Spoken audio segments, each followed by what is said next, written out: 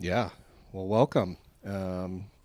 Crazy whirlwind week for the Wyoming Five Star crew. Um, yeah. I mean, going straight from volleyball right into two, I think, amazing interviews that people appreciated. One with Coach Linhart and the other with Coach Kostelecki. Yep. Um, just fantastic.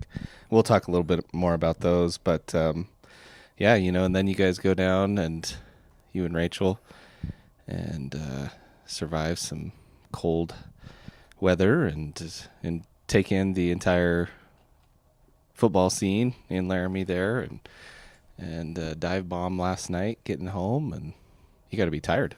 Yeah, I'm pretty tired. I mean, we got home at not a horrible time. It was about what 10:30, 10:45. So it wasn't horrible, but it's getting that time of year where it's like super dark at night. So we had somebody from shout out Rico Construction. They passed us after we turned at Rollins, and he was driving, you know, he was driving fast, and Yeah. so we're like, we'll just follow him, and we used our headlights together and drove the whole way home, made it home in pretty good time. Yeah. Nice. Yeah, that you honestly got lucky with the weather. I think down there, I've seen some, treacherous late, early, or mid-November Laramie weather patterns, and so yeah. All in all, I mean, it's looked like it was pretty sunny out for most of the time, partly cloudy sometimes, but looked like a beautiful, beautiful setting. Yeah, Friday was awesome. I mean, you get down to Laramie and you're expecting the wind. Anytime Yes. you go there, it wasn't too bad actually. Friday was a lot better on wind, and it was sunny pretty much the whole time. So it was kind of warm actually. And I sat on the sunny side, and we got back to the Yeah. hotel room, and Rachel was like, "You got a little sunburn on." I'm like thinking, "Shoot, it's halfway Yeah. through November. I'm getting a sunburn." It's a good combo of wind and sun Yeah, that and you then get there. And then on Saturday it was just cold from the jump, Yeah. because we started at the 10 a.m. game, all the way to the final game, which didn't start till about 4:30. So then you're about 7:30. It's well beyond dark at this point, and the wind picked up there for a minute, and I was like, no. I was Yeah. filming the game. I was trying everything to stop my hand from Yeah. sure. Yeah. Yeah. Yeah. But we got through it. I mean, it was good, and Rachel was huge because filming a football game, like, and we had to buy tickets, so we're Yeah. sitting in the stands. Yeah. So we're doing as best as we could to film, but you can't cover a whole field with Yeah. one camera. Yeah. Our little makeshift media company here, paying for tickets. So we'll get on top of that. That hopefully won't ever happen again. But yeah, I guess we could talk a little bit about those interviews. I think the thing that, I watched your interview with Coach Kostelecki, and I don't know. It was like I haven't heard a lot of interviews like that where, she did, she alluded to it, but it was. I've never really seen a quiet confidence like that. Like almost predicting the future. With I love the comment with the Cody scorekeeper. Just we're gonna be good next year, and yeah, he'll be good in a couple years, I think, and not next year. Next year. And then to play him in the finals, like after losing to him 4 times in Yeah. the season, and then you beat him in the 5th time, like But it all seemed part of the plan. I mean, not losing, of course, but I was super interested as a coach listening to the beginning, middle, and end. I mean, we all kind of have a progression like that, but it sounded like it was pretty explicit, as far as what those kids are working on and thinking. And I just love that, thinking that those kids really do have an anchor. Like, it's okay at this point in the season that we're not doing this. Like, I feel that gives them freedom to make some mistakes outside. It's not the advanced level yet. It's the beginning of the season, or it's the middle of the season. Just allows you to grow comfortably. Hmm. Yeah, her just philosophy in general of like this is a long season, and I'm sure a lot of coaches experience this in some way, but going through the entire season and chunking it out, having your entire season, which would be months, Yeah. mapped out almost to a T, like that stuck out to me. Just the level of preparation that goes into, you know, you're not just asking your kids to, buy in, you're buying in as well, and so from Coach Kostelecki, that was just an awesome moment to see it all kind of come to fruition, all that preparation and hard work. I mean, it's no wonder a state championship team, you look back, you turn the pages back, and you're like, oh, we've been preparing for this the entire time. Right. So that was awesome. And Yep. you're right, her quiet confidence was so apparent, and I just think it bled through. Yeah. I could feel it. Like Yeah. there was some emotional moments there. Well, absolutely. We'll get to that in a second. But, just even the comment about her, finally beating Coach Rhodes at Douglas, those are things that we all know as coaches in our private moments. And, you have people that you compete against or teams that you can't get the monkey off your back or you just really respect as a coach. In general, you see how they do it. But for that, it's not sticking it in their face or anything. It's not that. It's just an accomplishment, to finally climb the ladder and beat somebody like that. I remember when, my team beat Randy Rodens for the first time. Like I didn't think that would ever happen. And then it does. And, you're just, Elated. oh yeah, it's hard to describe. Yeah. Yeah, that was a cool moment. And, she was talking a little bit about how through the progression of their season, like they're slowly just kind of chipping away at the surface, and then all for it to peak in the final moments of the season was just really, really cool and really special. I was glad that I could even be a part of it. We're brand new to this, so you're kind of expecting maybe people will say, no, I don't want to do an interview or do a podcast with you. And it just turned out so good. Yeah. Yeah. Well, and then, just, let's put it right at the end.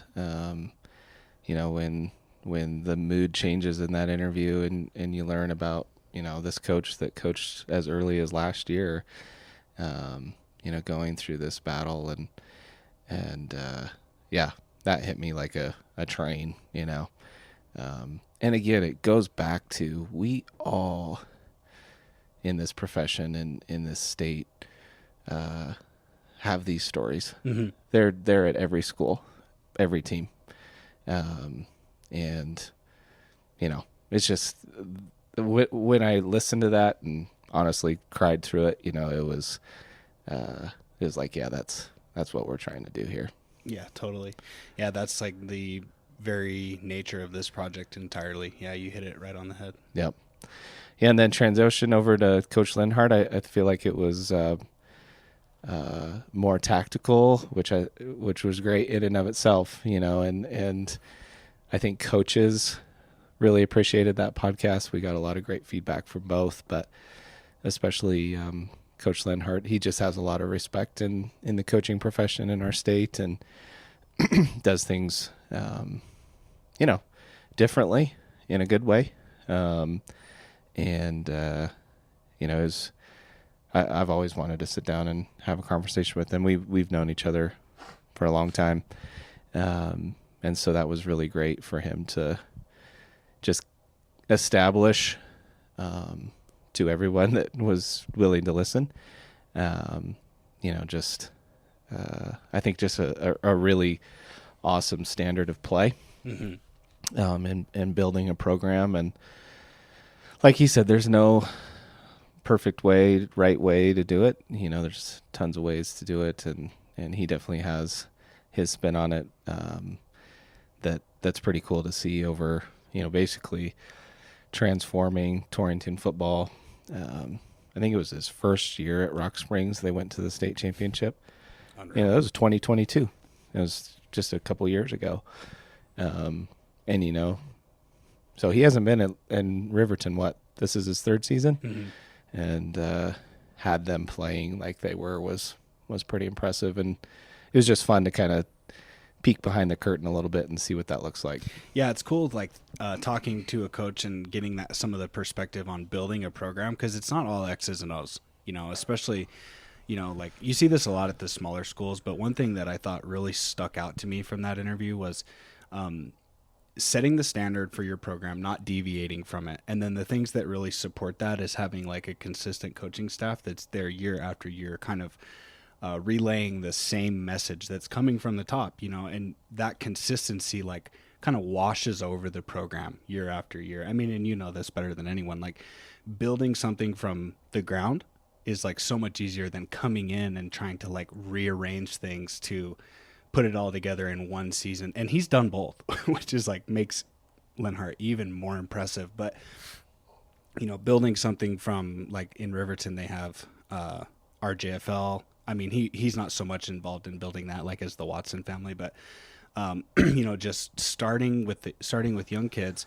building it up over time, and then seeing the fruits of your labor for like maybe not 5 years or 10 years, and the wherewithal. And I just thought that was so profound, because you're getting to this kind of rare atmosphere where the program that you built, like, eventually will take on a life of its own, and it will run itself long after you're gone. And, given that somebody steps in that can carry that thing on. But I mean, how impressive of a conversation and how impressive of just a man is Mark Lenhart. Like, I had a really nice time sitting there listening to you guys talk. And, I was kind of behind the camera and trying to get all the dials, switches flipped and turned and everything. But like, I caught myself being like, man, I'm a part of this conversation. I just was so intrigued. And, I mean, just like moment after moment, you're like sitting there listening to the conversation, and you're like, he's just dropping knowledge, like free for everybody. And, eventually you're going to see that man turn into, one of the next big name, household name coaches, if he's not already. Yeah. And I would say, especially amongst the football coaching circles, he definitely is. And, just with what he's done. But it also just reminds us too that it's not rocket science either. It's, it takes a lot of hard work, as we know. Getting, like he said, the right people in the right places is probably one of the most important things. And getting kids excited about it. I mean, we'll talk about it later, but one of my impressions from the state championships this week is, if you look at those finishing photos, where they're holding up the placards, you'll notice that each of those teams in their relative division they've got to have the highest numbers too. Mm-hmm. So you mean like players on the team. Mm-hmm. Yep. So, they are, that sport especially, you have to have the depth. And it just tells you about the culture of the program. Yep. That people want to be a part of it. Yeah, Rachel and I were talking about that on the drive home. Like, almost like when you're going in to take over a program, it's kind of three things, right? It's your culture and the branding and the messaging and the buy-in that you establish early. 2, it's the people and the leadership, the coaching staff, the support from your administration. And then the third thing, which, is important, but I would say it's less important than the first 2, is like the talent of your team. You're going to develop that talent over year after year. And you're right. Like, every single one of those programs, we didn't have any first-time champions. We didn't have any first-time coaching champions. I mean, I don't think, maybe I'm wrong, but I mean, every program has had the same leadership. And almost like I'm doing the interviews and I'm catching myself saying, this kid has won multiple championships. Yeah, I love that. I mean, that Sheridan was a quarterback. Yeah. You said you've never lost. I mean, it's unreal, dude. Can you imagine that? And I think too, it's funny because, like our, Lander kids or whatever, they'll in football, they'll beat Cody, in, middle school, but those days are over as soon as they get to high school most of the time, and so, and then they add 15 more kids, to the sideline. And I think it was last year, and I could be getting this wrong. Somebody might correct me, but I think they had almost 100 kids in their program. This is a school of 650 kids. Yeah. So 700 kids. Basically all your, almost all your boys, it feels like, right, are out for the team. Yeah. I mean, it's that's a huge percentage. There's of a your lot of kids to pick body from, but there's also when you're coaching that consistency, you're not really coaching talent, you're coaching consistency and hard work. Eventually those 150 kids, they're going to naturally fall in line or they're going to fall out of the program. And so it's like Coach Linhart was saying, there's the illusion of choice, right? It's work hard, stay with the program, or get left behind. It's kind of a simple thing, right? Right. Yeah. Yeah. You can't be more simpler than that. It's like, and that's the truth. Like, people don't understand. There really is no, there's nothing. Yes, X's and O's systematically, technique wise, that's all very, very important. But everybody's a good coach. Like, everybody knows how to X and O. Everybody knows how to get kids in the right situation. It's the numbers. It's all of the time and effort that's spent outside of that that goes into especially that sport. Yeah. Well, good. Well, we could talk about that for a long time, but I know. we really want to just thank our followers. We were joking, we got over 100 followers on our Instagram, and we're up to almost 400, I think, on Facebook. And, we had thousands and thousands of impressions on our Coach Linhart interview and our Mountain View coverage this weekend. And so we just want to thank everybody for hopping in. I think word's getting around fast that we're out there and covering these teams and providing this content. The very people we created this for. Exactly. Yeah. I couldn't tell you how many just thank yous, which was an interesting way to say your support, or and a lot were also, that's awesome. This is great content, but there was also thank you very much for creating this. This state has desperately needed something like this. So, tell all your friends, your family, to hop on. I mean, this is just the beginning. We'll tease kind of our podcast guest this week, but there's just so many stories, so many people that will get covered, and bringing these people to light. So, and again, I think it's just about respecting the journey. That every parent, every kid that's played, every coach that's been involved knows what this journey has looked like from the time they were 6 years old, and the amount of time spent on the road, these long Wyoming roads, weather, the money, changing of coaches, changing of administration, the good, the bad, the ugly, and it's not, it's so significant, as a part of our lives, that are a part of it. And other people find that in other ways, in the activities and the arts and things like that. But for us, this feels like life and death. It really isn't. We'll talk a lot about that too, keep in perspective, but it's also a journey worth noting. Mm-hmm. Yeah. I think that was kind of our conversations when we were, founding this company and really diving in, is this a good idea? Two, how can we maintain, the level of,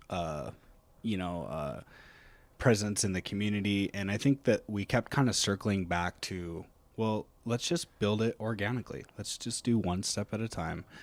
We're not gonna just jump to the moon off day one. This is not just a 1 year project or 2 year, crossing my fingers here, but this is a this is a long-term endeavor, and starting from like the grassroots of our community, bringing the best people, the best stories to the light. I mean, we're gonna follow that wave as long as as long as it's willing to carry us. And you hit it right on the head. Like we have to respect like Joel Embiid. You gotta trust the process. That's kind of been our MO, I think, thus far. Yeah. A couple of more thank yous, to our producer Rachel for making the trek with you, and a hilarious video of her sitting over there with her phone. I mean, yeah, just committed to the bit, like it was awesome. And then we had Jordan back in the Wild 5-Star Studios, just busting out those updates. And I had a few people tell me they followed the state championship through our stories. Oh, that's awesome. That's so awesome. Yeah. That they had never been able to really do that before. And so, yeah, to be able to almost get live updates, scoring and big moments was awesome. It kept us all included. Yeah. I mean, we're sitting there, I'm on one side, Rachel's on the other side, so, we're married. Like when we go to sporting events, we sit together, we talk and we, kind of BS back and forth. And, so this was like a different experience. Like we were there to work, which makes kind of for a crazy and kind of chaotic weekend. But like, as far as the live scoring updates, like I was a little nervous how that would go. Just cause we've never done any of this before, let alone like, hey, text me that clip of that kid scoring a touchdown so I can send it to Jordan so he can post it on the, and then to hear like that, hey, if one person was following those updates, like how cool is that? I mean, we're not in this for like money or fame or anything. Like we're doing this for the community. And so to see it like trickle down all the way to somebody like a user or a viewer or, someone in the community, like that just like almost like just warms my heart. Yeah. And the angles are great, maybe you could be on the field. I don't know if I would want to be on the field. There's a reason that the coordinators sit high above it's not a perfect angle for football. Yeah. Being on the field. Right. Right. So I thought you captured it perfectly. Yeah. It was great. Well, thank you. Yeah. Well, let's hop right in. Yeah. Let's some things that really stuck out to me from watching the updates and watching as much as I could. Shout out SVI again for the coverage. I mean, what a professional way to watch those games. And, I'm sure they're hopefully being rewarded handsomely for that. But we'll talk about that a little bit with the replay ability in the stadium, which is cool in and of itself. It plays an interesting part in the 4A game, but but yeah, you kind of mentioned it, these are entrenched teams. Yeah. I mean, we didn't get to really capture the joy of somebody toppling a favorite, which this sport especially, I mean, we were doing some research for this podcast. Like, you're right. These coaches have built these programs and it's almost on autopilot at this point. And I know it's always just as sweet as the first time to win it again, but when we're getting up to 8 and 9 and 9 out of 12 and records like that, that's just, I guess it's just more interesting to me, how you experience it. Yeah, for sure. I mean, you get up into the, you're above 5, you're above 6 titles in your tenure as a coach, or, since you've been there as a program. I mean, like Sheridan, you can't even say enough, but you throw Star Valley in there, shoot, you throw Little Snake River in there. I mean, these are programs 4 out of 6 from different levels. But talking to all the coaches, like one thing that I thought was consistent was it never was about me. It's never been about me. It's about my community. It's about in football, volleyball is girls, but in football, raising young men to be fathers, employees, husbands. You're teaching life lessons. You're not just teaching how to win football games. And for me, like that is such a cool thing. Like that is so cool to hear that kind of message, you know, and it's consistent amongst all these coaches that are building these programs. It's never been about me. And to your point, it was never about X's and O's. I can draw the play. Any of us can draw a play, you know, given there was some awesome trick plays that come out of nowhere. But, you know, you get my point. Like it's always been about what legacy I can leave here so that this can continue on after I'm gone. Yeah, exactly. And I don't know if it's just inherent to football. I think there is something to it, right? You know, you don't see, you know, outside of maybe Campbell County, maybe in recent history, as far as like basketball goes, I mean, you don't have this 6 out of 8, 3 out of 4. No. Back to back is rare. And, you know, to see it like this, you know, I think it really is kind of like Coach Lenhart was talking about. You know, you build it up and you get the right pieces in the right place. Kids want to be excited.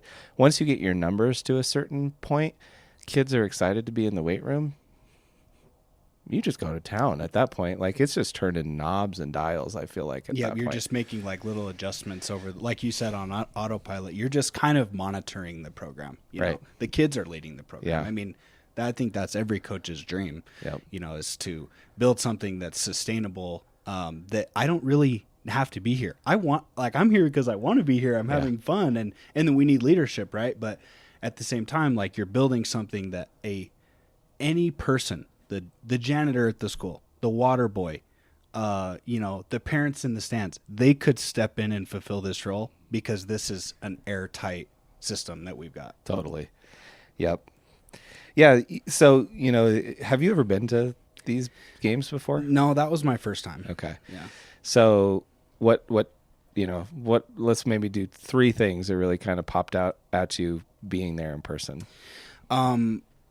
The first thing that probably stands out the most is the amount of people from the individual communities that like take it upon themselves to drive, to spend the money, to go support these teams. Like Coach Cobb from Little Snake River, he said most of these people aren't parents. They don't have a kid in the program. Like they're just here because they love us. You know, they love our program. That was probably the number one thing.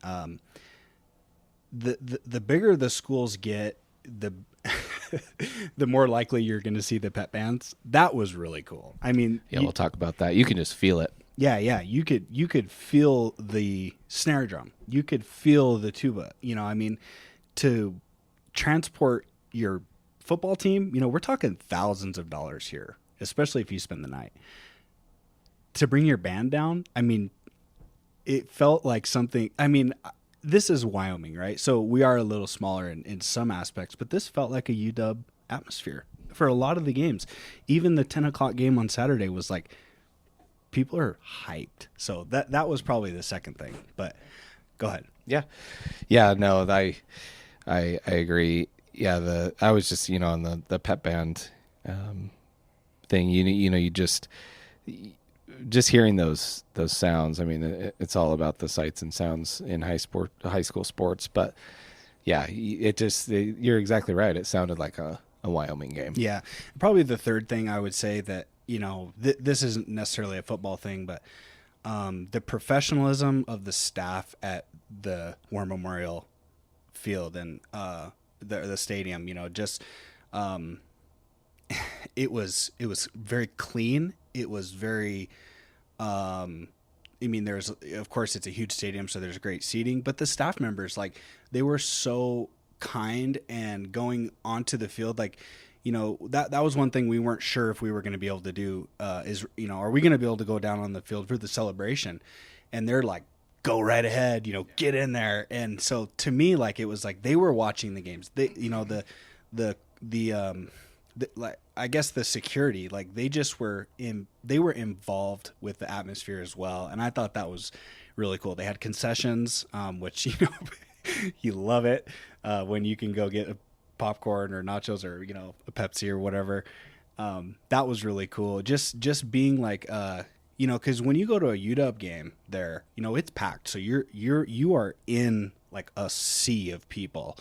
And you're not sure you want to leave your seat, and so of course there's not as many people for the high school games, but the freedom to go up and down, move around, get nachos, change your seat, go to the restroom, say hi to the coach, the kid runs over and you talk to him, up and down from the bleachers to the field, like just the connectivity and the access was really a neat experience for me. Yeah, I found that just in general about that field staff. Maybe other people have a different experience, but you go to a game. I mean, my kids have run out on that field 2 hours before, and nobody's even checking the gate. No, they don't care. I mean, they know that this is not for us. This is for you guys. So exactly. Enjoy it, live it up. Yep. Well, cool. Well, let's move into the games a little bit. What off the top, I guess, who'd you feel like, just physically was the most dominant out of the 5 games that you saw? Physically, I would have to say Sheridan. What Coach Mowry has built there, we've already touched on it. This isn't an X and O type of team. This is a team built on toughness, togetherness, assignment football, and I really appreciated that. I mean, physically, they just it's not the biggest Sheridan team I've ever seen, but it's probably the most toughest and versatile, athletic, gritty Sheridan team I've seen in a few years. And I'm guarantee someone out there will correct me, but from my perspective, I was really enthralled with just how bought in that team is. I mean, and you have lasting success. There's history at this school. So as a player, you probably know the expectations from the jump, right? But to see it trickle down through the season and then culminate in the state championship game, that stood out to me the most. I think strategically, the team that had the biggest impression on me was Little Snake River. I mean, we're talking 6-man, right? So this is like basketball on grass. Like this is fast. It's the field is shrunk a little bit, but for 6 guys, it's still a huge field to cover. So athletically, I thought they were. That game had the biggest differential, I would think, of athleticism, and their offense was just super potent. They had the defense just completely guessing. I mean, and that's a very dangerous situation to be as a defense. Like, especially you only have 6 guys, so what are we going to cover? And I think Little Snake River did a great job of exploiting the 6-man, size of the field and just the number of players on the field. Mm-hmm. Yeah, and getting to this point, obviously you have to have incredible players and individual performance, but who stuck out to you the most as far as maybe being the most impressive football player that you watched? I think, there was a lot. I think Granite Reddy of Little Snake River. This kid could hang in any class. He had a massive performance. We're going to talk about him later, but he was the one that jumped out off the field. You're watching the game, but he stood out. And not to for his own credit or his own fame, he just was that good. And coach put him in a great position on offense and defense to be a playmaker. On both sides of the ball. He was unreal. I thought the Sheridan quarterback Andrew Adams was great. He didn't really have the best. I mean, he had a great game, but he didn't have the best stat line of all 5 of the games. But Sheridan had 4 different kids take snaps at the quarterback position via Wildcat, and then they had 3 different quarterbacks. So him being the primary, but to go into that game and when it's your role after not really being able to get in like a rhythm like you would think as a quarterback, you're managing the offense, you're surveying the defense, you're making checks at the line of scrimmage. Like for him to run off the field, run back on the field, off the field, run back on the field. I just thought that was so impressive, and he was so composed. Mm-hmm. Yeah, I mean, he managed the game as it needed to be, and I think that speaks to just how solid Sheridan is. I mean, they've this game was a slugfest. It was. And It was like a street fight. I mean, it was so physical. the good teams can win anyway.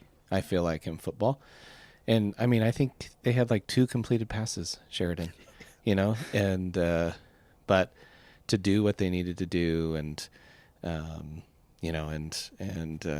yeah, we'll talk more about them in a little bit, but yeah, let's hop in. We're gonna go kind of in order here. Mm-hmm. We start in 2A, Mountain View.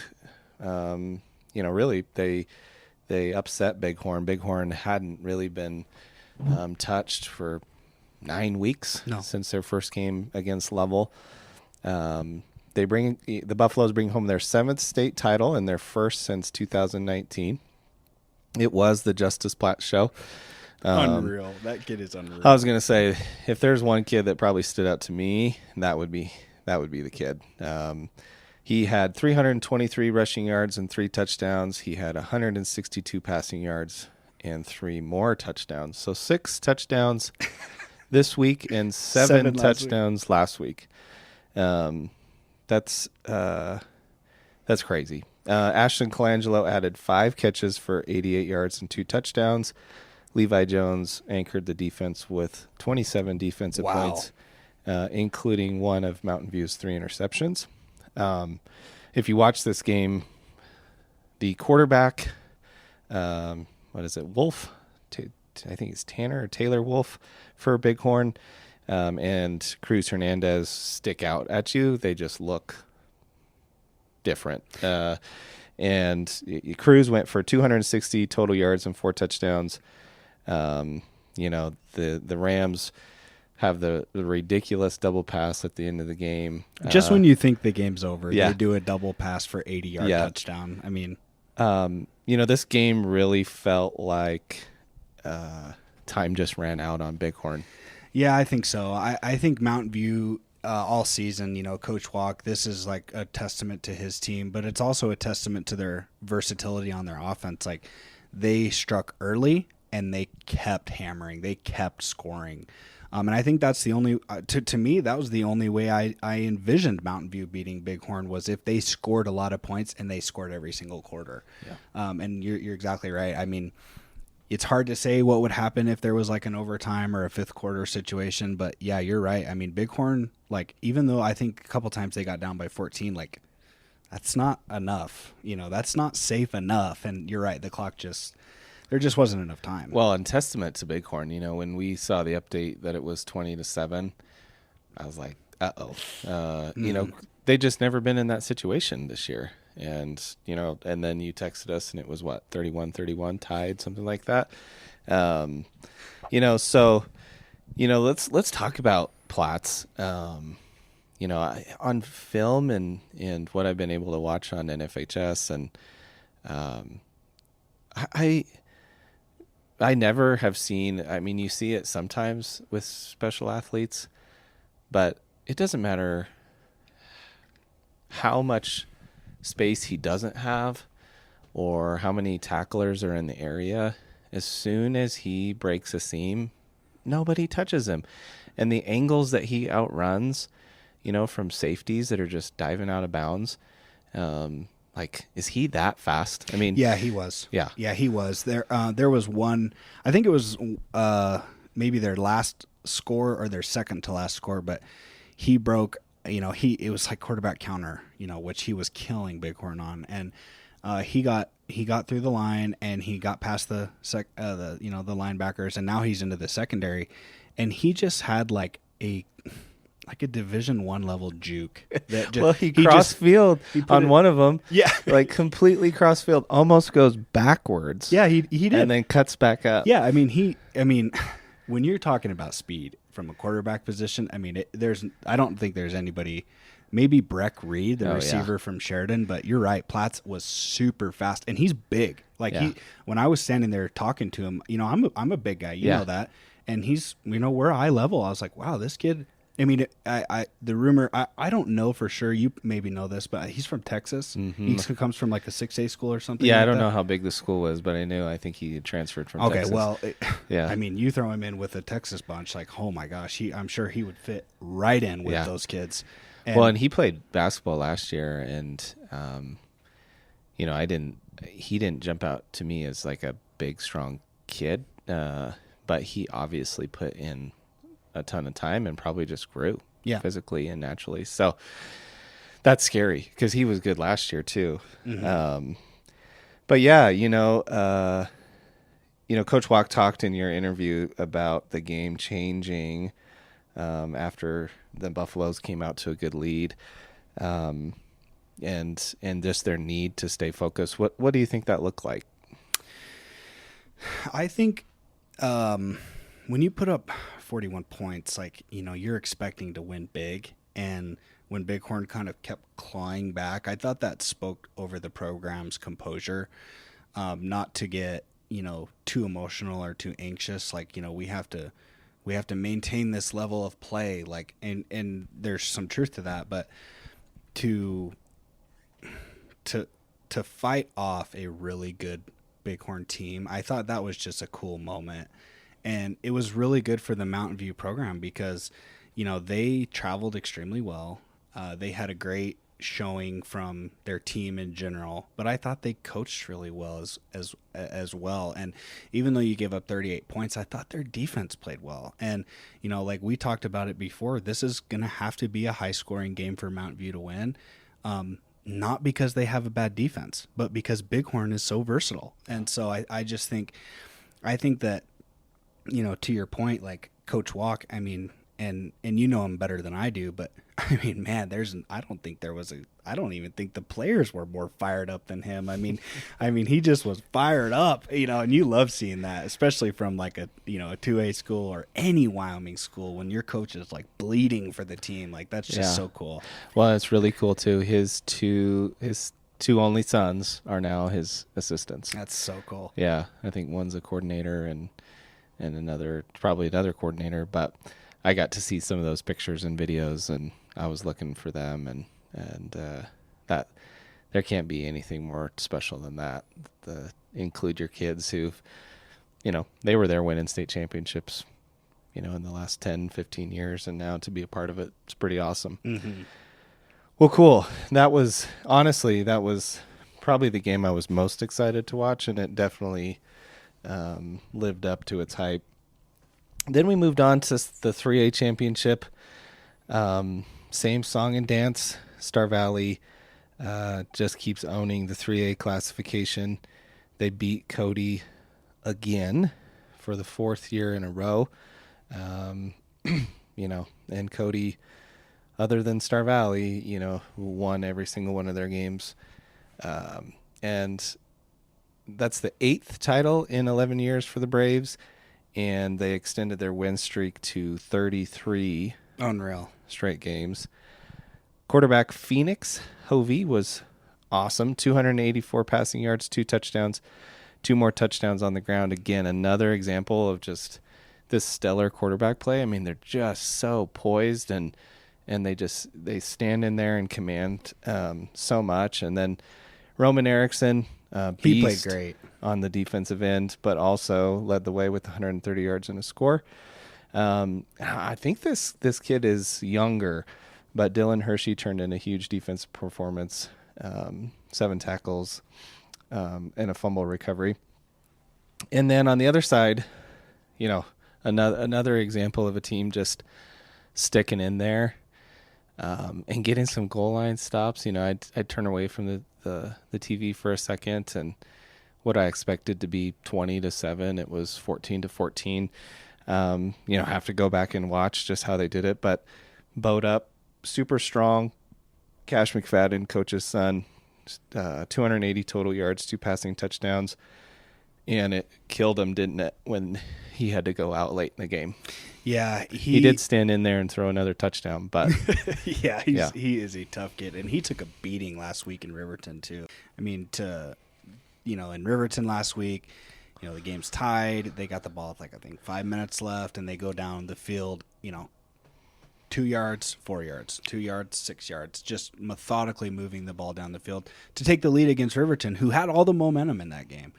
That really speaks to like just that never say die attitude from these Wyoming high school players, but also just, I've said it a million times, the composure to not let this emotions run, too high. And yeah, you're right. I mean, he in the championship game when he went out, he crashed into the sideline right in front of me.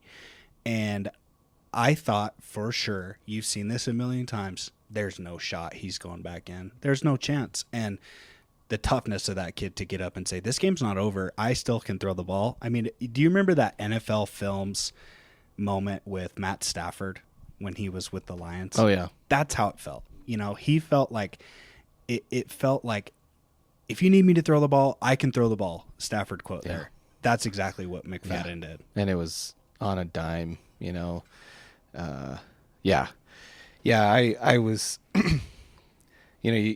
there's a team in Idaho, Sugar Salem, who actually Star Valley beat earlier in the season, but they have just been wrecking 3A football in Idaho, and they have beaten Homedale, the Homedale Trojans, like 6 out of the last 7 years. And the only other time that they didn't play, Sugar Salem didn't make it to the state championship, and Homedale lost that. So they've lost like 7 in a row. Mm-hmm. They won this weekend. Homedale finally beat Sugar Salem. It just kind of reminds me a little bit of this with Cody. Like, they'll get there. They will. Yeah, they're super. And they've beat them before, but still, to have as good a team as you do, and just keep running into Star Valley has got to be a little bit of frustrating. Yeah, I mean, they're super well coached, and they one thing that you can always count on all the Cody teams in any sport, they're going to be incredibly athletic, they're going to be incredibly tough, they're going to lift weights, they're going to run, their conditioning's excellent. And I think all of that was true for this 3A football team this year. I mean, they played one heck of a season, and they're a fun to watch team.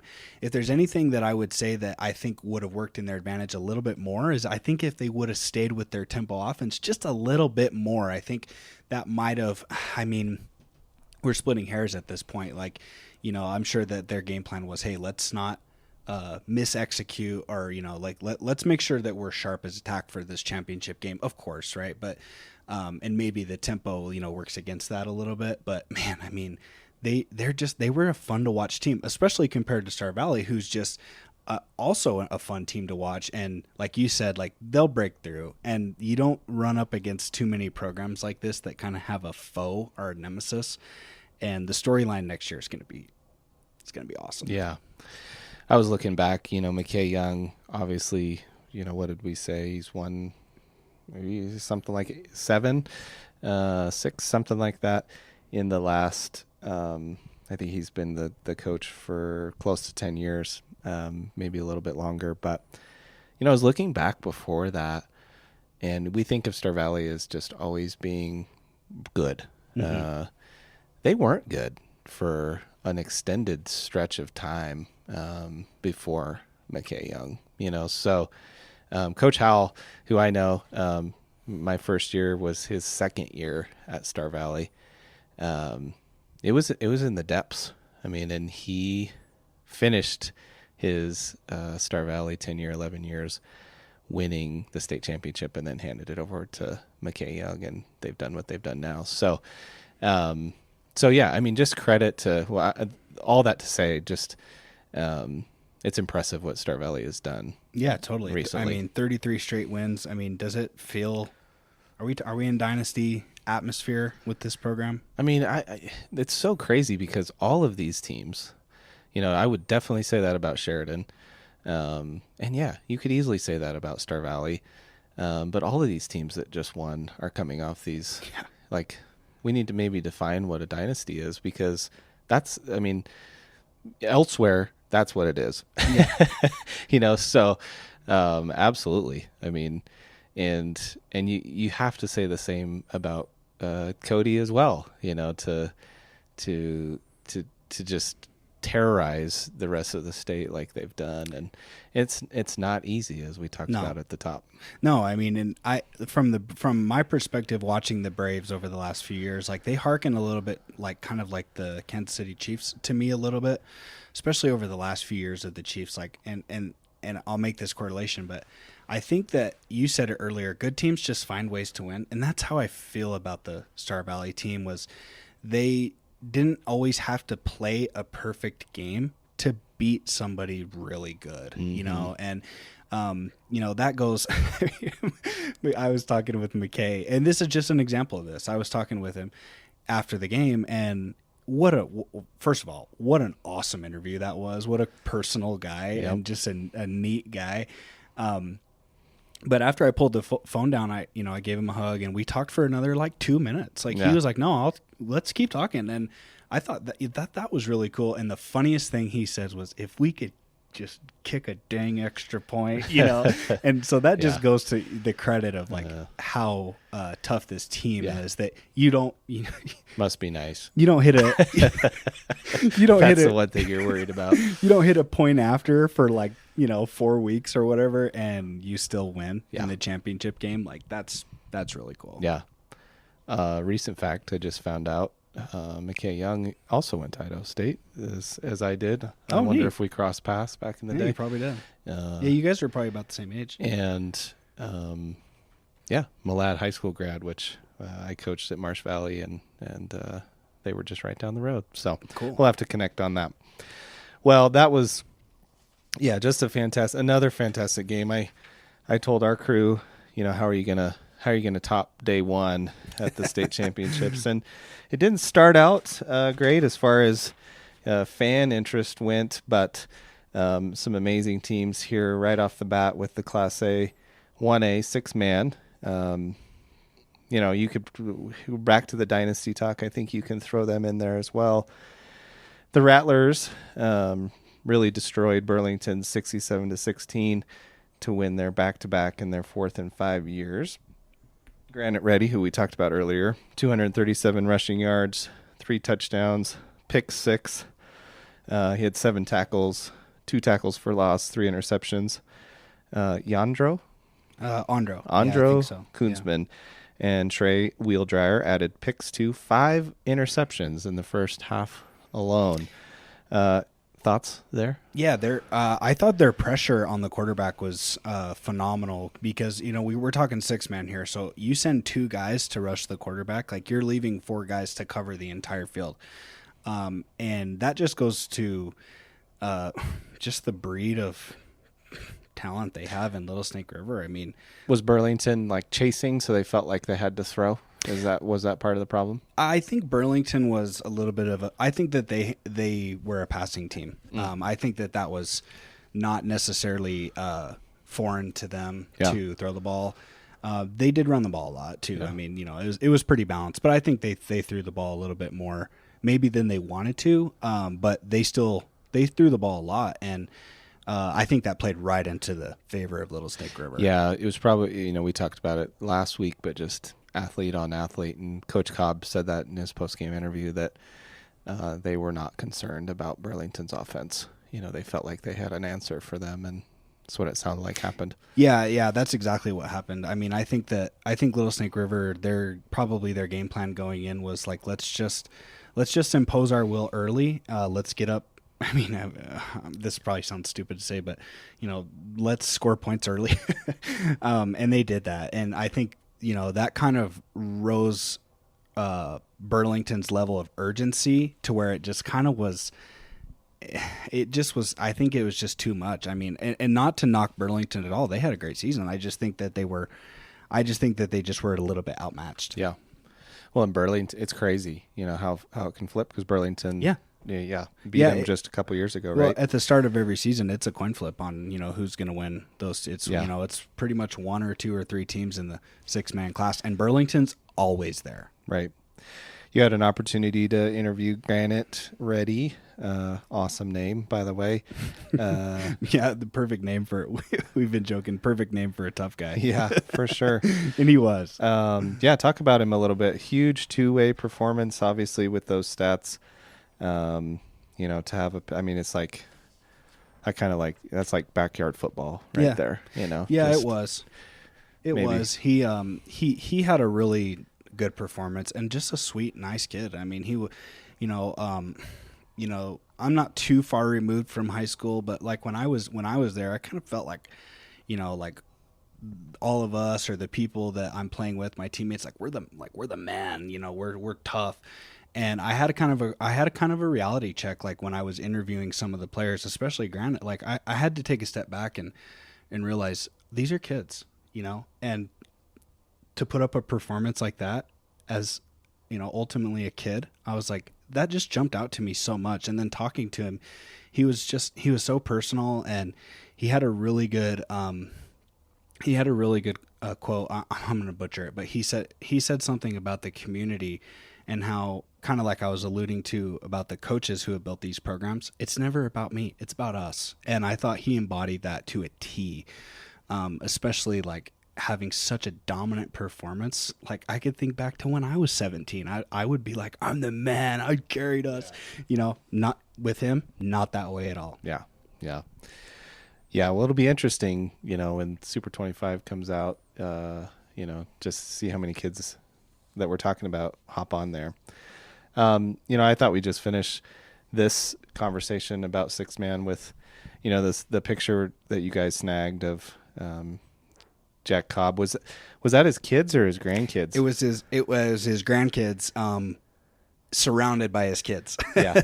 So it was really neat because I was, you know, like when you're interviewing or you're going down on the field, it's kind of like, from my perspective, like as like a journalist, like, it's kind of like sharkish. You know, you're like, you want to reach in and grab their shoulder and pull them away from, but you don't at the same time. You know, you want them to celebrate and have that moment with their kids. And so I'm 2 seconds away from reaching and saying, Coach Cobb, can I get a moment? And then boom, here come the grandkids. And I'm like, Yeah. I got to step back. Yeah. There's nothing, I can't describe that feeling, you know, when the people closest to you, I mean, everybody matters for sure, in that journey, but no one matters more than your own family, when you're going through those seasons, and they know about it all.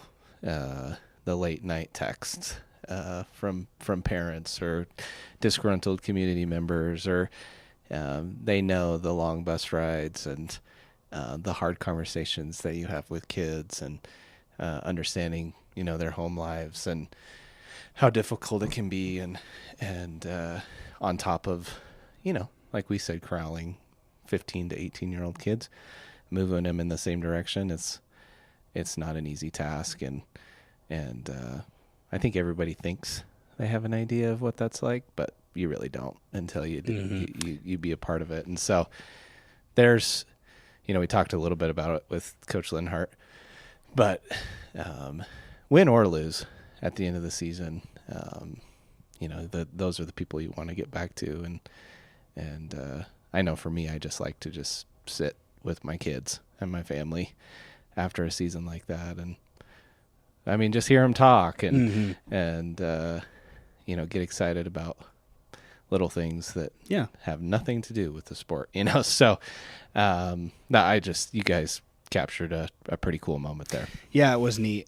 You know, like you said, the long bus rides, the hard conversations, the preparation that goes into playing a game like that. Like, it was cool to see like a real human being kind of have that detoxing moment of like, this is, you know, it's over. You know, there's still, you know, we have the bus ride, we got to get the kids ready. You know, there's still a job to be done as a head coach, but to kind of have that emotional sort of like let your hair down moment was really neat, and more so than the other coaches, you know. And he said one thing that was really a great quote was, you know, we've been here a bunch of times, but it feels just as sweet today. Yeah. Yeah. I think I went 8 years in a row to the state tournament, and yeah, that's what I always said. It never gets old going to Casper. And that's the truth. I mean, and there's no high like it, that I've come across, you know. You know, I remember when we won it, in 2019 with Lander, we got stuck in Casper on that right at the train tracks there as you're coming down from the event center. Yeah. And we were stuck. We were headed to Buffalo Wild Wings or something to, greet our families and things like that. But we were stuck on the bus for like 45 minutes. And I remember just sitting there with my son, who was probably 4 at the time. And, there's that moment will stick out to me for the rest of my life. Just, you never want that feeling to end. And that's pretty cool when it does happen. Yeah, so. Almost like even though we're stuck here on the bus, there's no place I'd rather be. Oh, yeah, that we could have stayed there for hours, and I would have been happy. So, let's move on to the 9-man.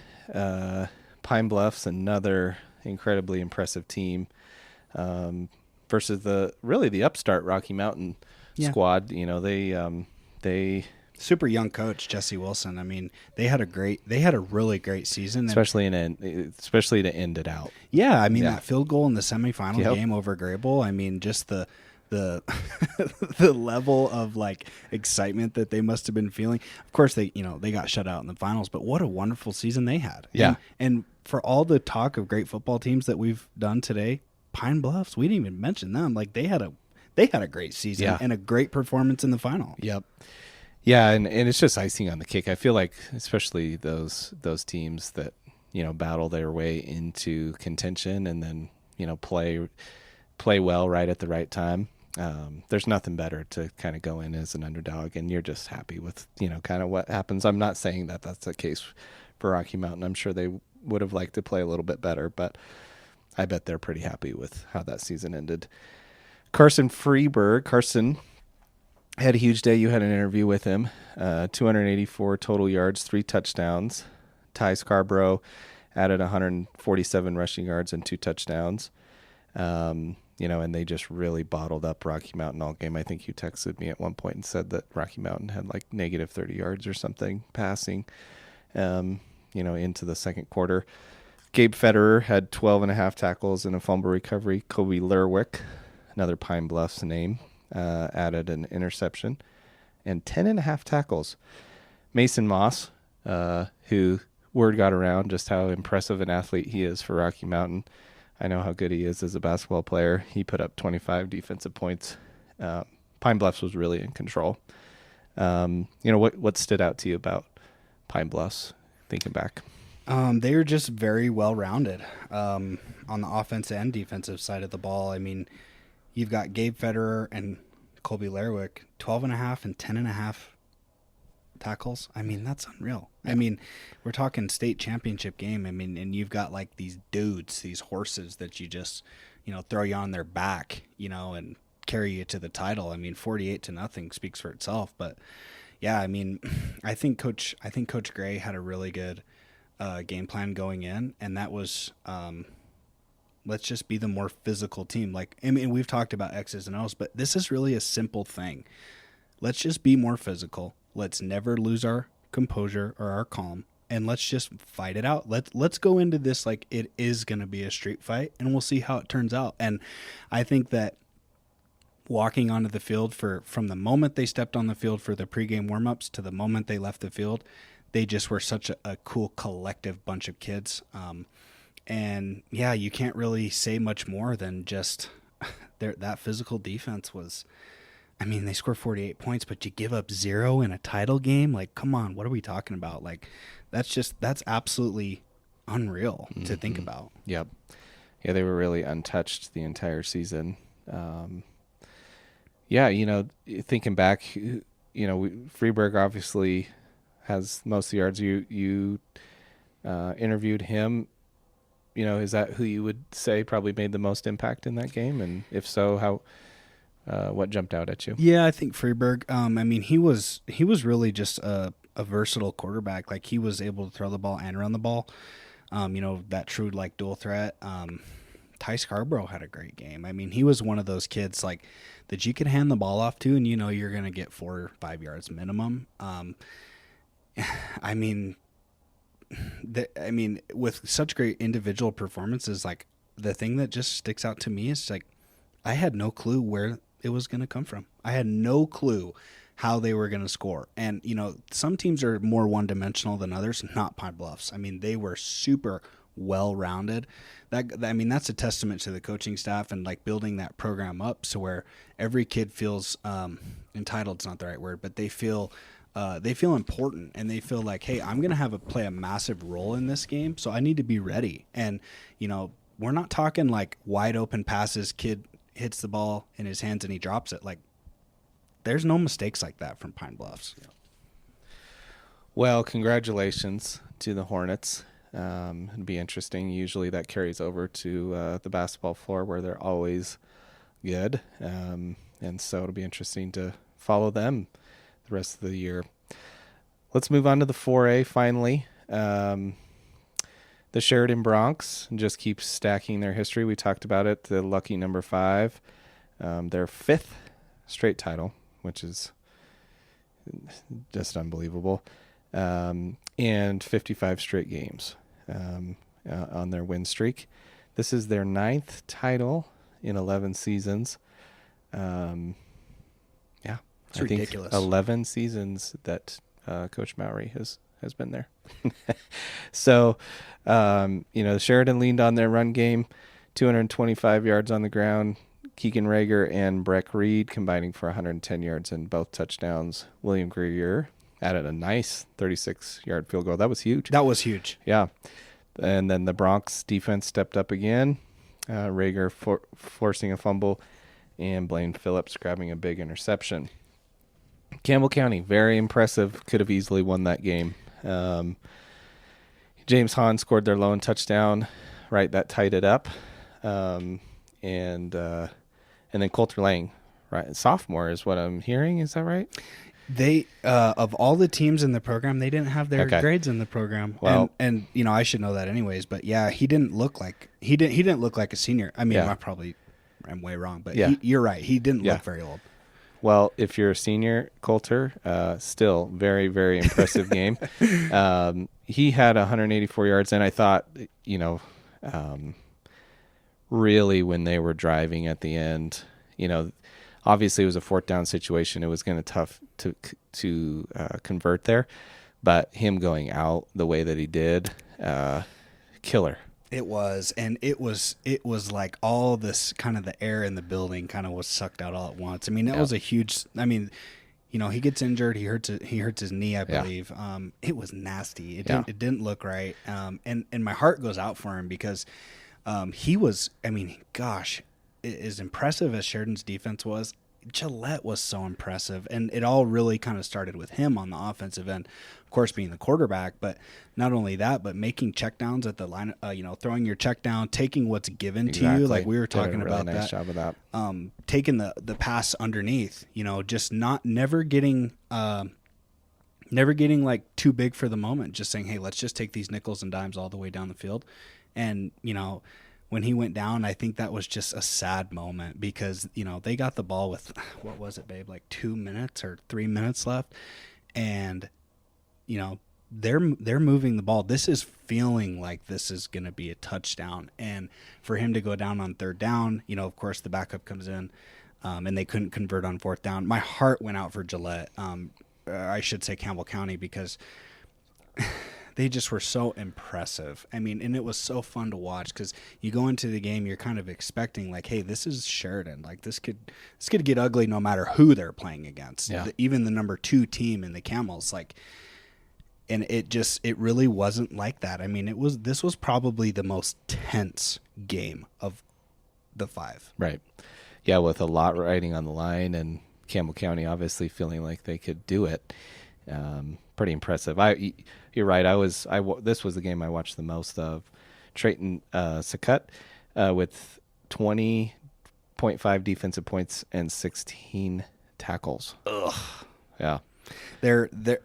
Sheridan's defense really stands out, of course, but Gillette's defense was just as good, and I really wanted it for Coach Coulter or Cole White, I believe. Yeah, I really wanted it for Coach White because he's the defensive coordinator, and they had a great just web of defense. Like you can talk about Sheridan's defense all day long. I mean, as physical as they are from the linebacker position, their front, their four down linemen.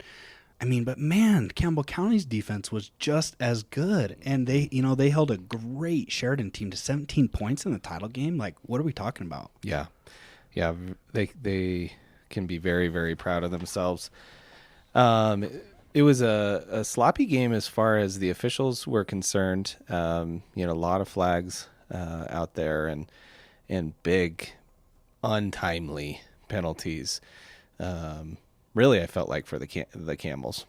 Yeah, it was unfortunate. I hate talking about officiating, but the officiating crew, while I think they did a great job, especially managing a 4A title game, like that's got to be incredibly difficult. But you're right. There was just some untimely moments that I think reflected on the officiating crew more severely than they really were. But you're right. I mean, backbreaking. When we can talk about it here. The fumble on the second touchdown drive for the Bronx. Clearly a fumble. And, you were saying that with SVI's awesome ability to have multiple angles and to have that sync with the stadium, Jumbotron, some upset Camel fans, is that how you would describe that? That's how I would say it all right yeah. So yeah, and you could say this probably about any drive, or penalties are always going to play a part, but this one felt magnified in a game that was 17-7, is that what it finished, the final score? 17-10. Yeah 17-10, that's right. But you have the fumble. That again, bang bang live. The officials do not have. They can't do replay. But when do you ever officiate a game with a massive replay on the board like that? You don't. But then 3 plays later, Sheridan runs a little slant. And the PI call comes out. I think that was on a 3rd down again. And it was, 3 plays later, and Sheridan was in the touchdown. So in a game that was 17-10, very few possessions. I think both teams had 1 possession in the first quarter. Yeah. It was. And Gillette,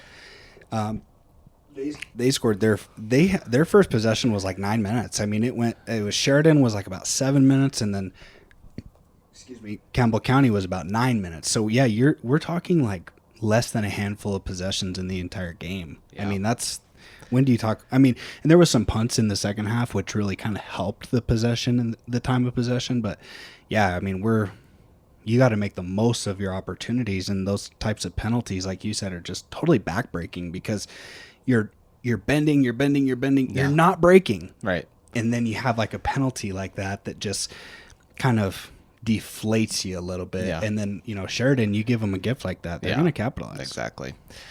Yeah, the SVI guys were talking about that. Just does the Wyoming High School Athletic Association need to consider that for state games? If you have that ability to do replay, do you do that? Yeah, that's a good question. I mean, you said it in the beginning, kind of in the pre-show, like that. I mean, you hate seeing something outside of football have an impact on the game, and it's definitely a conversation that the activities association needs to have, because and I'm not saying one way or the other, but I'm saying the conversation needs to be had, because that type of replay, while 99% of those replays are just awesome, they're for the fans, it's perfect, but in that one moment when you haven't had replay all year, it just ignited the Campbell County crowd to their, expecting. To not a good way. Yeah, either. Which, and, then at the end there where Lane gets hurt, the crew was saying that the Campbell County fans were pretty disappointed because they thought it was a targeting. It wasn't. But that call had been made earlier in the day.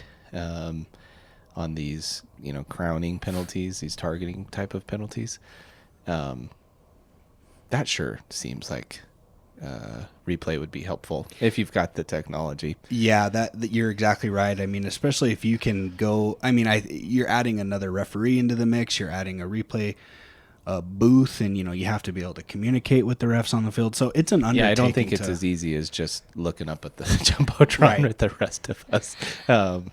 But I don't know. Maybe it is. No, you're right. I mean, like in my background from umpiring baseball, like in the second inning you call a kid out of the base path, and then in the fourth inning or the sixth inning or whatever, you have a kid that almost runs out of the base path, and you don't call it, and then now you're hearing it from both sides, and so I feel for the refereeing crew, because I mean this is where the lights are the brightest, right, in the 4A title game, and they did do a good job, and I do feel for them a little bit, because you look up at the jumbotron and you're like, oh, that was a fumble. Yeah. Well, and obviously all those things are magnified, and we're not suggesting at all that the refs or that missed fumble call was the reason that the Sheridan Broncs won the game. As many Camel fans would probably disagree with us on that, but that's sports for you, right? Yeah, that's sports, and such is life. Like you get in a situation where you can look back and you can, like you say all the time, like we could admire the problem or we can move on, and Campbell County did a pretty good job of doing that, and that's Coach White. Their bench was on my side, so I had a great view of him collecting and rallying the troops, and he was doing this, and he was saying, let's calm down, we're still in this, and they really were, even down to victory formation from Sheridan. I still wasn't sure. Yeah, I didn't see the unsportsmanlike conduct at the end of the game. The SVI guys said that was on the coach. No, it wasn't. That was also right in front of me. I'm not gonna name the player, but it was, to me, it was pretty obvious because of the body language and the reaction from the Campbell County defense was just like, oh, because now we're talking this. We're going to fourth down.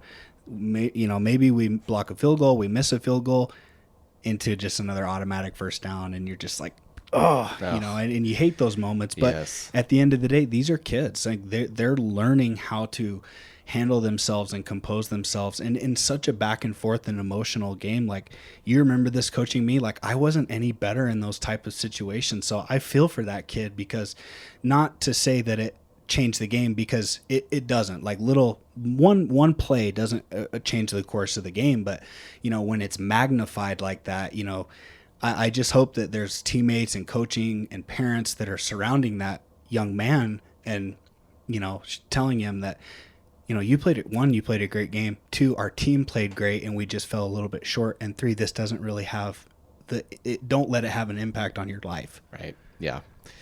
Well, kudos, to both teams. And yeah, awesome job by Sheridan, just keeping the track on the the rails on the track, and we'll be anxious to see if they ever lose in the near future, them in Star Valley. And then Campbell County, just a unbelievable turnaround in these last 4 or 5 years, and in their last 2 or 3 weeks, the turnaround. I mean, all the drama from the program. I mean, just kudos to them for keeping their cool and battling through some tough things. Absolutely.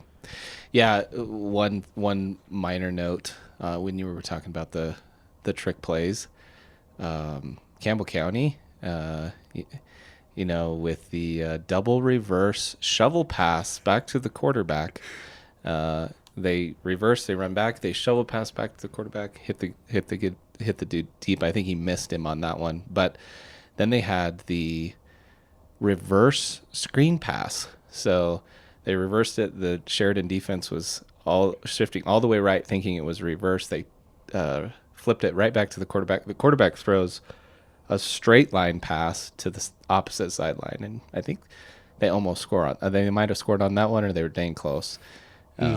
But I never seen those before. Well, when you've got linebackers like Sheridan, from an offensive perspective, you got to keep them on their toes. I mean, and so huge credit to them. I mean, to pull that kind of stuff off in a championship game, like you hate having to do it, but Yeah. when it works, it's so sweet. Well, and talk about slow developing plays. I mean, they just worked at the right time, So, like I said, I've seen, we've all seen a lot of trick plays. I've never seen designs quite like that, which was pretty cool.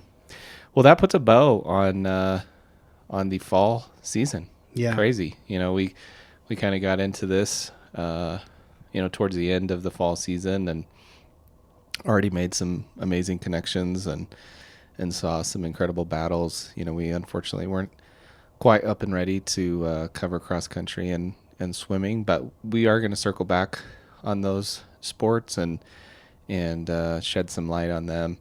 But any other just parting thoughts as far as the fall season goes?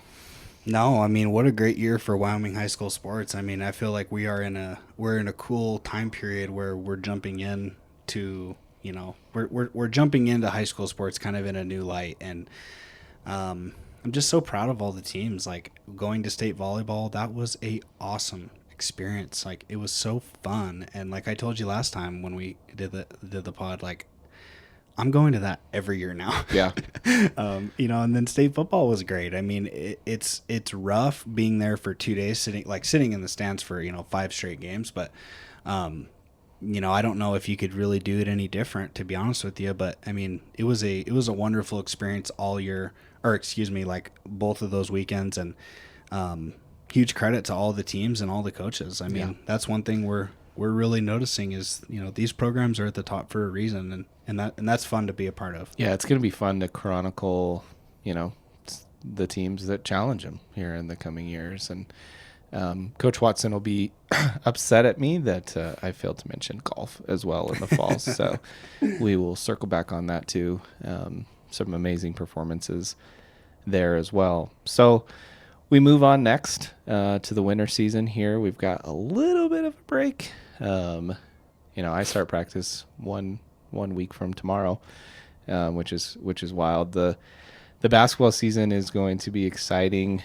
Campbell County looks to repeat for a boys. Lovell pretty much brings most of their team back. They lose Crosby Nichols, which is going to be tough for them to replace, but with Coach Durchie and Walker and the guys, Anderson, the guys that they have still there, it's going to be a tall task for us in 3A. Wyoming Indian and Thermop, I think, will be the teams to watch in 2A again.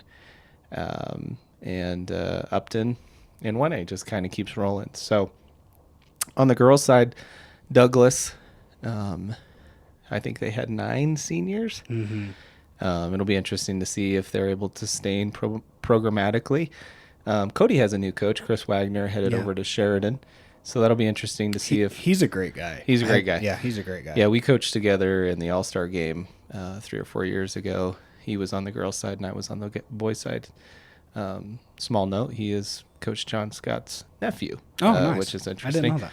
Yeah, Wyoming's one small town. Yeah, so. I ref or umpired baseball with him a few times, and to be able to jump into a high school baseball game and not really have a lot of experience, he did a great job. Yeah, so that's just a fun note. But yeah, it'll be interesting. Sheridan girls went to the championship last year and lost the Central, so it'll be interesting to see, what he does with that program, like he did with Cody. Wyoming Indian has some good young guards from their state championship appearance last year. We're hoping to chronicle them as well. Southeast girls have gone to the state championship the last 4 years. I think winning 3 of them. So what are you excited about for basketball? Well, personally, I just love basketball. We were texting on the group chat the other day about one of your youth programs, and you sent a video, and Jordan texted us, "Man, I love that sound," and I knew exactly what he was talking about. I mean, just the sound of the basketball hitting the ground and the fans and the sneakers on the court. It's just so cool. I mean, we mainly, our relationship, you and I started in basketball. So I'm really excited to see, how your team does, the Tigers. This should be a fun year for you. But it should also just be another cool celebration of Wyoming high school sports. I mean, we're breaking the notion that there aren't high caliber athletes in this state, and it couldn't be more untrue. So I'm really excited to see who rises to the top. I mean, like a great example is Granite Reddy. You're like not really in the know of this type of kid, and then you see him at the end and you're like, where have I been this whole time? So I'm excited to see who those players are that stand out. And you mentioned the Wyoming Indian programs. We have like a privilege to be kind of in proximity with those programs and talk about dynasty. I mean, boys and girls. And you got Craig Ferris and you got Alita Moss who lead the teams there. Like, they are just special people, and I'm excited to see how the Chiefs and the Lady Chiefs do this year. A good friend of ours, Cody Beers, he does the broadcasting for the Chiefs, and so it'll be really interesting to hear him on the radio. And I'm just looking forward to basketball in general. What a great sport. Yep. So that will start early December. We may have our website up by that point too, so that'll be exciting. Important milestone coming up. I know that Lander, I think you can say Lander dominates swimming talk. I think probably Laramie would have maybe their own thoughts on the 4A side of that, but the Lander boys are going for their 30th important milestone, like I said, state championship in a row. Yeah. Not just school history, 30 in a row, 3 decades of gold medals in a row. Yeah. It'll be fun. Hopefully we can get Coach Shauna Morgan on. And I think people, again, peeking behind the scenes, just don't quite understand everything that goes into that. Starting when kids are like 4 years old. Mm-hmm. And people will be interested to find out that there's no secrets involved in this. And her predecessor, Bruce Gressley, Mm-hmm. he started this thing, and he probably had a great mentor himself, so it's cool to see the kind of the keys being turned over to Coach Morgan, who's just a phenomenal human being. I've got to know her a little bit over the years, not a lot, but I mean, when I worked here in the building, I would watch her. I would go to lunch. I would get in my car and drive to lunch, right? No, she's walking to lunch, rain or shine. Just the kind of the commitment that she has to, her physical health and the program's health and the school's health. Like, she teaches math here, and just what an awesome person. And it couldn't be more deserving for, a program to have someone like that. Yeah, you liken it to, or what Coach Lenhart was talking about, just getting right people in the right place. The youth coaches, the club coaches that they have in place that are all giving everything that they can to that program. People will love to just kind of hear how this program was built and some of the cool traditions that team has. And, it's, obviously being in Lander, I know more than most, but I think people would be really interested to hear just about totally.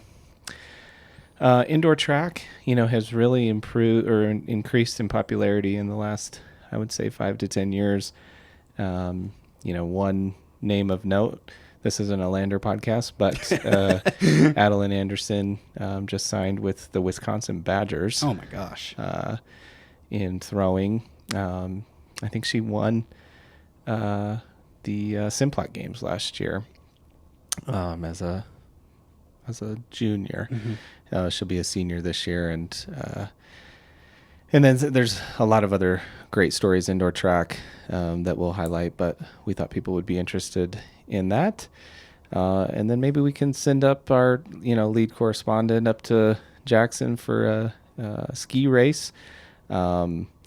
Another sport, again, that people just don't know a lot of. Here in Lander, we know, just because it really is kind of Lander and Jackson is conducive to being able to have that sport. Sure. But those athletes put in as much work or more throughout the course of a school year. And we've had some pretty amazing athletes move on to, huge universities, D1 universities in that sport. And so it'll be interesting to talk a little bit about them. But lastly, I think people are going to be excited about this week's pod. We're going to have a very special guest um, this week that I think people will enjoy, kind of get us ready for the basketball season. Um, and yeah, I think people will really appreciate this. And, we probably try to catch up too with some football and, potentially some more volleyball coaches as well. And just keep increasing our content and having some fun with it. Yeah, I mean, if you guys are enjoying it, like, share with your friends. I mean, that's kind of the name of our game is like, let's get the word out, like, as far as, from our, like, a business perspective. But I mean, just talking sports with people is like a great way to connect with them, and that's what we aim to provide here. So I mean, we're not always going to have, perfect coverage on every single sport. We're not going to have perfect coverage on every single team or player, and that, we're going to try our best to work through that. But the point still remains the same, is that, we want to bring and shed light on these awesome people that we have in our state that just get overlooked simply. Yeah. I think that's well put. I think we really want to focus on the quality of content and the conversations that we have. And of course there's going to be coverage, but we're not trying to cover everything. Yeah. Just because I think that weakens the quality that we're able to have. Maybe at some point we're able to do that, but that's where we're at right now as a company, and I think we're getting really good feedback, and we're just excited to continue to grow with you all. So great work, T. Rachel. Doing the heavy lift, heading down to Laramie for us this weekend, and we'll just catch you up on the next episode. Yeah, sounds good. Every Sunday. All right, thanks. All right.